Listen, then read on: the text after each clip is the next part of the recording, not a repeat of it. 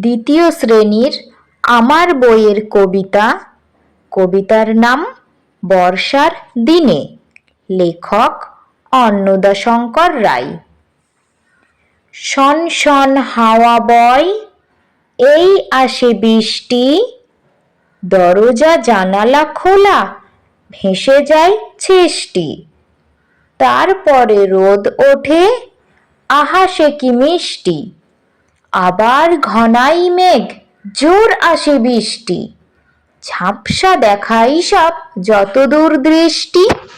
খিচুড়ির দিন এটা, চলো করি ফিষ্টি। কি খেতে চাও বলো, করি বসে লিষ্টি।